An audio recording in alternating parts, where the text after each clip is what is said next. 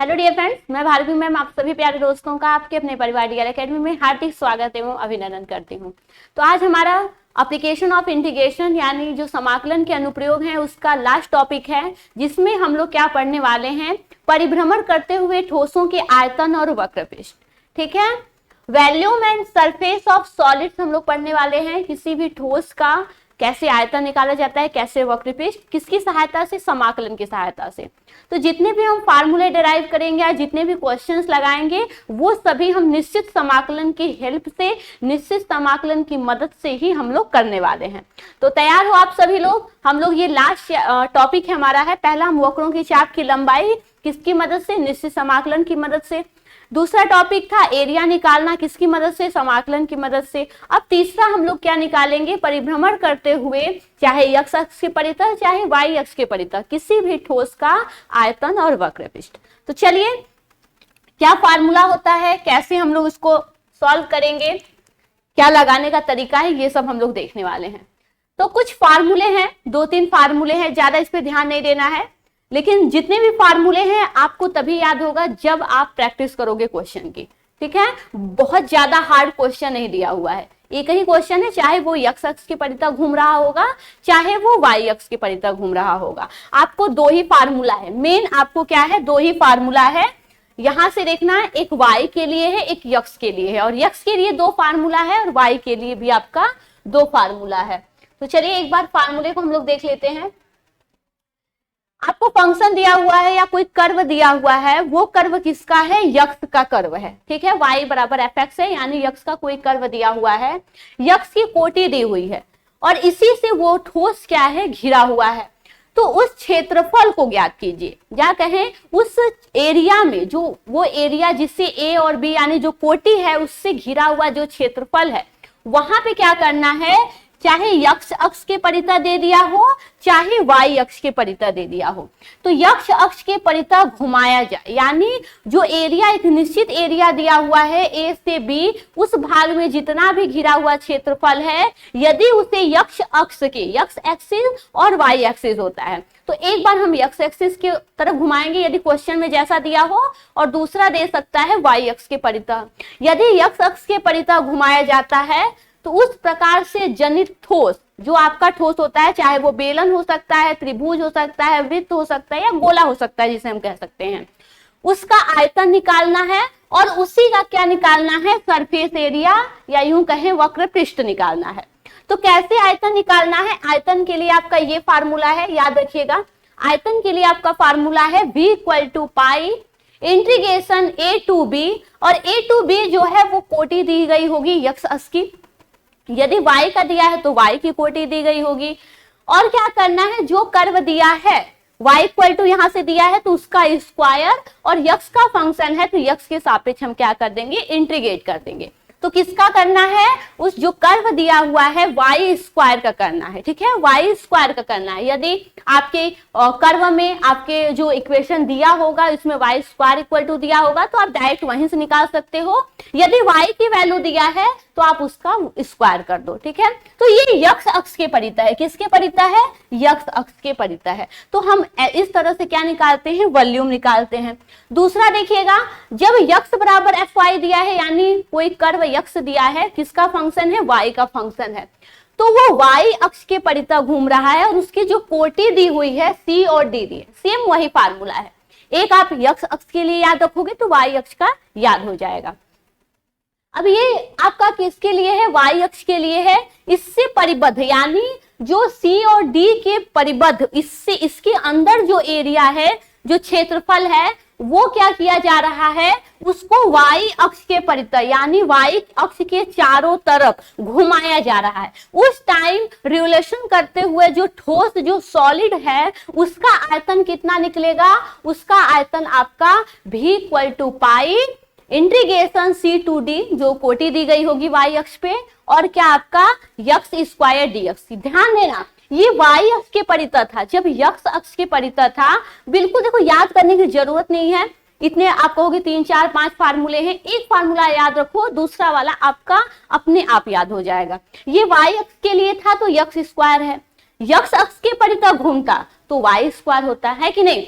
ये आपका y का फंक्शन है तो y के सापेक्ष इंटीग्रेट कर रहे हैं, वो आपका x का फंक्शन था, हम उसे x के सापेक्ष इंटीग्रेट करते थे। तो क्या होता है आयतन, पाई इंटीग्रेशन जो लिमिट दी गई है, और यदि x का फंक्शन है, x का फंक्शन है तो हम x स्क्वायर, x का फंक्शन है यदि आपका तो हम y स्क्वायर करेंगे, y का फंक्शन है तो x स्क्वायर, जैसे आपका क्वेश्चन दिया हो। ठीक है, अब दूसरा देखो, दूसरा क्या निकला है, आयतन तो हो गया, अब वक्रपृष्ठ यानी सरफेस एरिया निकालना है। सरफेस एरिया के लिए क्या फार्मूला बनता है, yes equal to 2 pi integration, जो भी लिमिट दिया हो, यदि दिया है तो ठीक है, नहीं दिया है तो हम निकालना जानते हैं, क्योंकि हमने एरिया के लिए निकाला है और वक्रों की चाप की लंबाई के लिए भी हमने ये लिमिट निकालना सीख लिया है।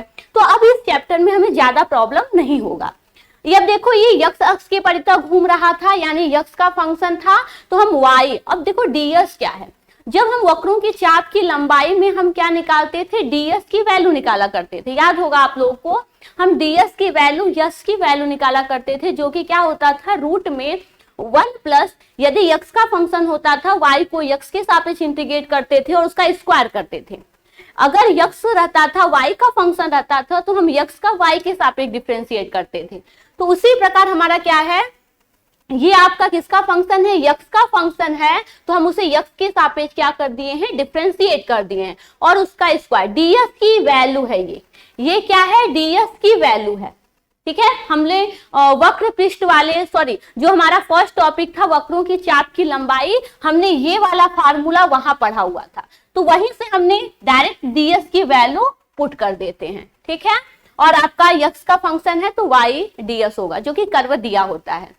यही आपका है जब x अक्ष के परितः घूम रहा हो। और यहां से देखिएगा आप लोग, सेकेंड वाला b भी देख लीजिए, जब y का दिया है तो सरफेस एरिया क्या हो जा रहा है आपका, वक्रपृष्ठ, यहाँ पे देखिए x ds हो जा रहा है।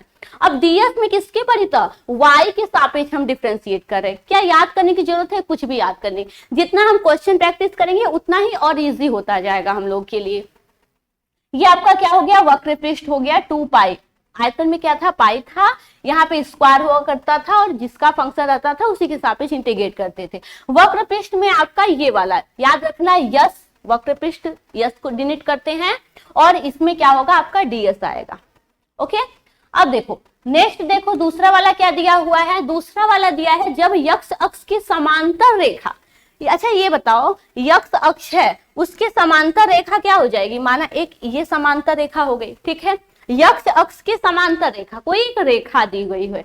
अब देखो x अक्ष के समांतर रेखा y बराबर k के परितः, यानी यहाँ पे क्या है, y बराबर आपको k मिल गया है, क्या मिल गया है, y बराबर आपको k मिल गया इस वाले पॉइंट पे।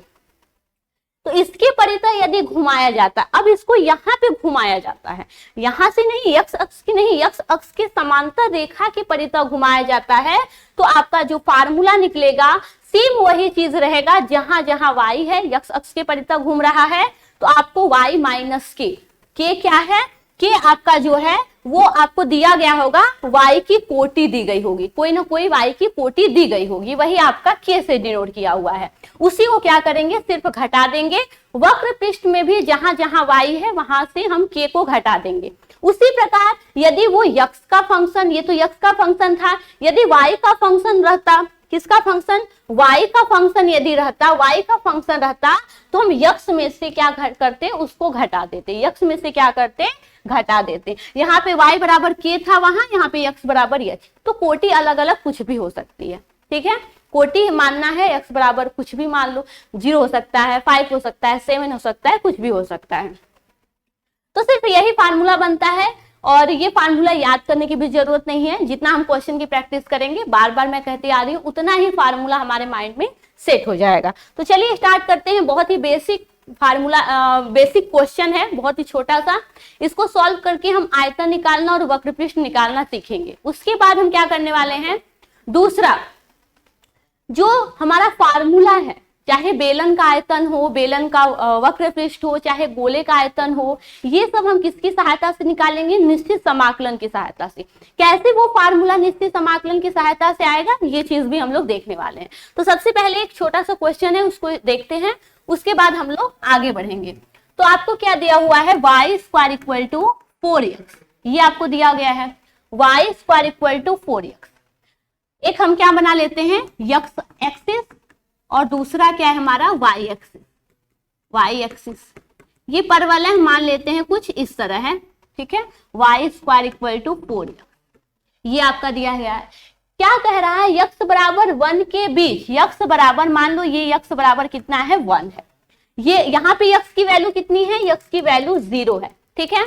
दिया क्या है, यक्स बराबर 1 के बीच परिबद्ध क्षेत्रफल को यक्स अक्ष के परितः घुमाने से, जब इसको यक्स अक्ष के परितः घुमाया जा रहा है तो उस प्रकार जनित ठोस, जब वो ठोस का रूप धारण कर लेता है तो उसका क्या निकालना है, आपको आयतन ज्ञात करना है। कैसे आयतन निकलेगा, अभी आपको पता है आयतन का जो फार्मूला होता है, आयतन का जो फार्मूला है जब निश्चित समाकलन की हेल्प से आप लोग करोगे तो आयतन v इक्वल टू कितना था, पाई था। इंटीग्रेशन लिमिट क्या है वो मैं आगे चल के बताऊंगी। क्या यक्स अक्ष के परितः, यहां पे ध्यान देना, यक्स एक्सिस के परितः घूम रहा है तो क्या हो जाएगा, वाई स्क्वायर dx होगा कि नहीं, वाई स्क्वायर dx हो जाएगा। देखो यहां से वाई स्क्वायर तो निकालना नहीं है क्योंकि वाई स्क्वायर क्वेश्चन में दिया हुआ ही है, तो हम यहां से क्या कर लेंगे, यदि हम इसे इक्वेशन फर्स्ट मान लेते हैं, इक्वेशन फर्स्ट, तो v equal to pi integration 4x dx। अब बात हुई कि लिमिट क्या होगा, लिमिट क्या होगा इसका। अब देखो किससे परिबद्ध है, यक्स बराबर 1 के बीच परिबद्ध है कि नहीं, तो यहां से 0 से 1 तक हम जाएंगे, किसके बीच, 0 से 1, ये आपका लिमिट हो गया, लोअर लिमिट 0 अपर लिमिट 1, ये आपका क्या हो गया, लिमिट हो गया। चलो इसको सॉल्व कर देते हैं, तो क्या आएगा पाई, और यहां से क्या हो गया 4, ये आपका यक्स स्क्वायर बाई 2, और इसका क्या हो जाएगा, ये आपका हो जाएगा 0 to 1 होगा कि नहीं। तो यहां से आपका क्या हो जाएगा, ये आपका कैंसिल, 2 पाई यक्स स्क्वायर, यक्स स्क्वायर की जगह हम अपर लिमिट और लोअर लिमिट को पुट करेंगे तो आपकी वैल्यू 1 आएगी, आएगी कि नहीं। तो आपका आंसर कितना हो गया, आपका आंसर जो मिला वो मिला आपका 2 पाई, कितना मिल गया, आपकी जो वैल्यू मिल गई वो 2 पाई मिल गई, यानी आयतन कितना मिला, 2 पाई मिल गया। क्लियर है कि नहीं, एक बार स्क्रीनशॉट आप लोग ले लीजिए।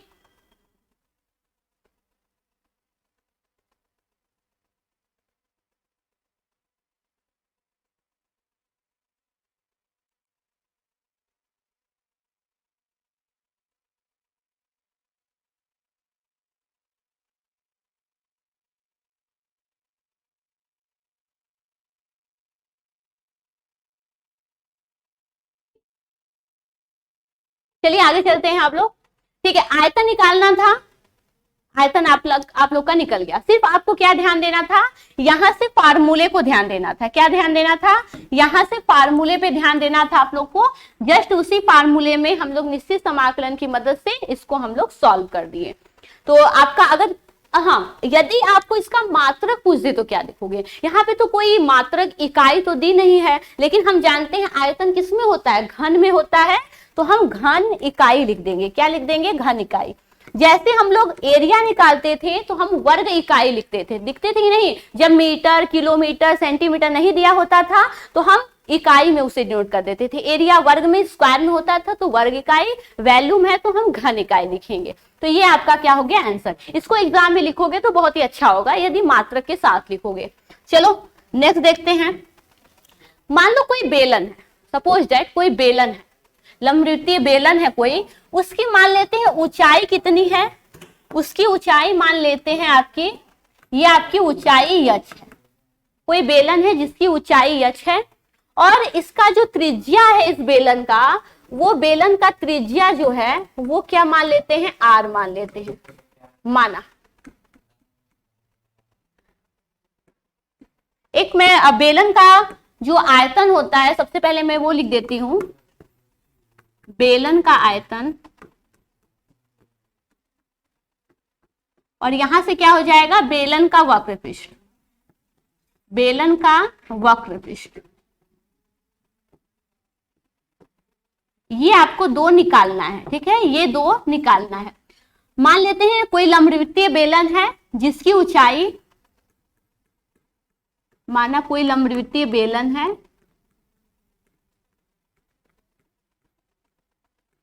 जिसकी ऊंचाई जिसकी ऊंचाई h है, जिसकी त्रिज्या r है। इसका क्या निकालना है? उस बेलन का आयतन निकालना है, उस बेलन का वक्रपृष्ठ। ये आपका एक फार्मूला होता है, याद होगा, बेलन का वक्रपृष्ठ और बेलन का आयतन। लेकिन निश्चित समाकलन की मदद से कैसे निकालते हैं वो चीज हम देखने वाले हैं। किससे? निश्चित समाकलन की मदद से कैसे निकालेंगे वो चीज हम देखने वाले हैं। सपोज दैट करो ये आपका x एक्सिस है और ये आपका क्या है? y एक्सिस है। इस पे एक बेलन रखा हुआ है, ठीक है, एक बेलन रखा हुआ है जिसका ये क्या है? बेस है, ठीक है, ये आपका क्या है? उसका बेस है। ये आपका एक बेलन है, ठीक है, मान लेते हैं ये बेलन है। दिया क्या है? बेलन की ऊंचाई h है। तो अगर बेलन को हम x अक्ष पे ऐसे लिटा के रखे हैं तो इसकी ऊंचाई तो यही होगी ना, ये आपका क्या हो गया? ऊंचाई h हो गया। दिया क्या है? बेलन की त्रिज्या r है। अब ये देखो इसका बेस है, अगर बेस देखो तो बेलन है, गोला होगा, तो वहां पे उसकी त्रिज्या यही वाली तो होगी, ये वाला पॉइंट उसकी त्रिज्या, तो ये क्या हो गया? उसकी त्रिज्या हो गई। तो यहां से देखना, ये आपका x एक्सिस है, ये y एक्सिस है। जब उसे x अक्ष के परितः घुमा रहे हैं तो उस प्रकार से जो जनित ठोस है, जो बेलन है, उसका आयतन कितना होगा और उसका वक्रपृष्ठ कितना होगा वो हमें निकालना है। तो अब इसे हम इस पे क्या कर रहे हैं? परितः इसको घुमा रहे हैं। तो अब देखो यहां से ध्यान देना, ये y एक्सिस है, तो ये जो r है, जो त्रिज्या है, वो किसके बराबर हो जाएगी? बताना, y के बराबर होगी कि नहीं? क्योंकि ये जो त्रिज्या है ना, ये y एक्सिस पे है। किस पे है? y एक्सिस पे है। तो अगर हम y की वैल्यू देखें तो y की वैल्यू हो गई r, हुई कि नहीं? और यदि हम x की वैल्यू देखें तो x की वैल्यू कितनी हो गई? x की वैल्यू हो गई आपकी h। यदि ये आपका 0 पॉइंट है, 0 है वैल्यू x पर, और यहाँ पे आपकी वैल्यू कितनी हो जाएगी? h, क्योंकि ये पूरी लंबाई कितनी है? ये बेलन की अगर खड़ा रखें इसको तो ये बेलन की ऊंचाई हो जाएगी।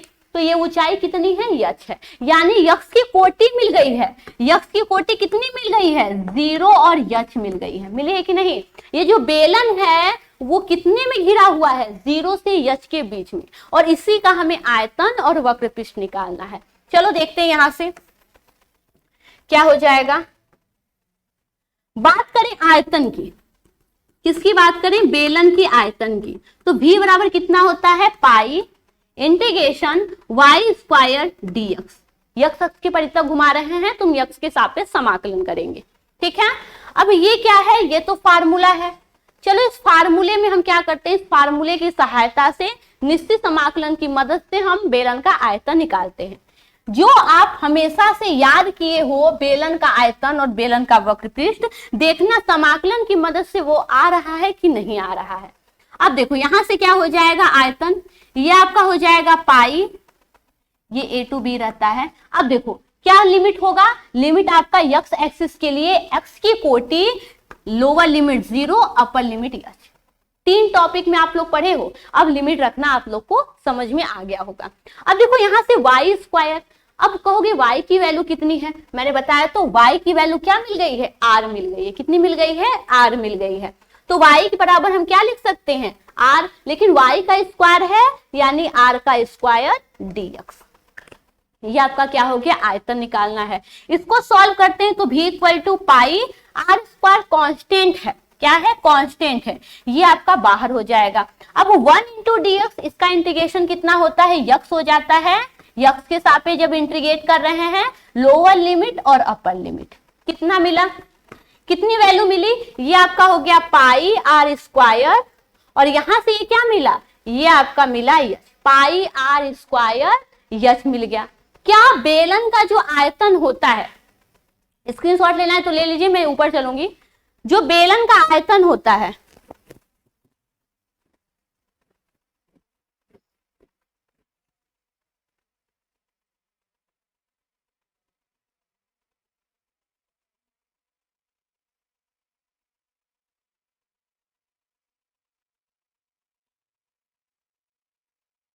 हेलो, देखो जो बेलन का आयतन होता है कितना निकल के आ गया? पाई r स्क्वायर h।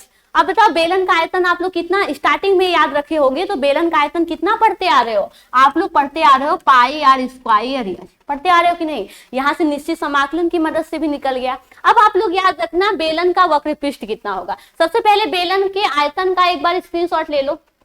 यहाँ पे एक क्वेश्चन मैंने ले लिया है, एक क्वेश्चन है आपका ये, जिसमें कोई बेलन दिया हुआ है जिसकी ऊंचाई h है, त्रिज्या r है, ठीक है। मैंने x अक्ष के परितः उसे घुमा रहा है, तो उस प्रकार से जो ठोस बेलन मिल रहा है उसका आयतन और वक्रपृष्ठ निकालना है। तो हमने सबसे पहले आयतन निकाला है, y की वैल्यू यहाँ से देखें तो r मिल गया है, और x की कोटि भी देखने को मिल गई है 0 से h, ठीक है। 0 से h इसकी कोटि भी देखने को मिल गई है।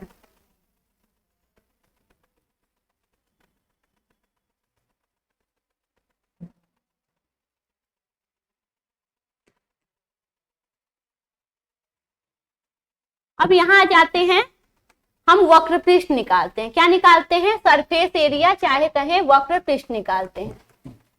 अब वक्रपृष्ठ कैसे निकलेगा?